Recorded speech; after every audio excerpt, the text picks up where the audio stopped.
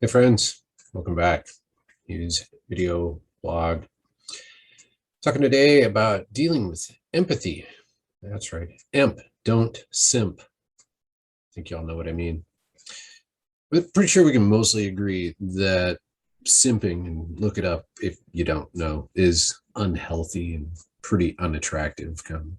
Even if it's good for business for certain content creators and like-minded folks. But that's the weird, twisted part of affection puzzle, and really rather talk about empathy versus sympathy in a genuine way. But that's kind of where things get a little tricky sometimes. It was a fellow, Carl Buchner, not sure who or what he did, but I saw the quote and I liked it. He was born in 1926. He's credited with saying, "They may forget what you said, but they will never forget how you made them feel." Well, how about that? How do you make others feel? Is it relevant to you? I mean, it's common for us to express sympathy when someone experiences the loss of a loved one or a fur baby or, something like that. Maybe you're a Kansas City Chiefs fan this year, and well, I digress. At any rate, the sympathy cards, right? They say, "You have my deepest sympathy," and so forth. But what point does that sympathy become toxic? And is it the point at which someone begins to, quote, feel sorry for someone else? I mean, have you ever told someone that you didn't want their sympathy, right? Don't need your sympathy? How'd that go over? Yeah.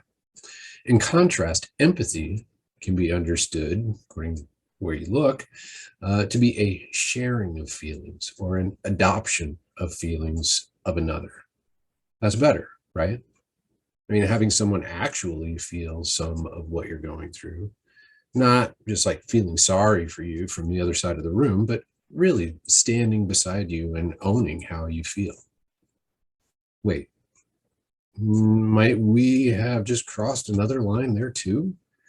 I mean, both sympathy and empathy have their proper place in discussion and practice of emotional intelligence all the time by most people's standards, which is not really far off from saying we're 100% accurate 65% of the time.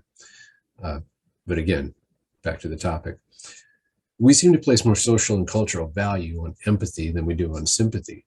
What do you suppose that is? Well, I've got a somewhat cynical take on it that I'll share with you. It says that some people are so uncomfortable being themselves and feeling their own emotions that it somehow becomes a noble gesture or an act of service for them to take on the feelings of other people and then to show those people just how intensely they feel. I don't know about you, friend, but the last thing I want in a moment of difficulty is for someone to take more ownership of my feelings than I do, and particularly if they're more vocal in their projection of my feelings than I am. I mean, seriously? I guess that gets to the same point as the person who engages in the over-the-top expression of sympathy. So, can we agree that both sympathy and empathy are healthy, normal components of emotional intelligence in a well-rounded individual? How much is too much of either? Right? Does it depend on the circumstances, or maybe our view or our feelings or relationship with the other person? Sure, I think so. But much like we began this discussion, right, the concept of the individual is at the core of our success in any relationship with another individual. We have to be vigilant, friend, lest we get lost in the game of feeling sorry for others and believing too much that we can feel their feelings for them rather than with them. In that situation, we need to avoid the tendency to emp or simp, and I'd have you consider that the correct approach is to value the person as an individual, whole and complete, and put in the conscious effort, the work, if you will, to understand just how we as individuals can be authentic and caring in ways that build and value the other folks that we're in relation with, regardless of the nature of that relationship. That's my take, friends. What's yours? Be well.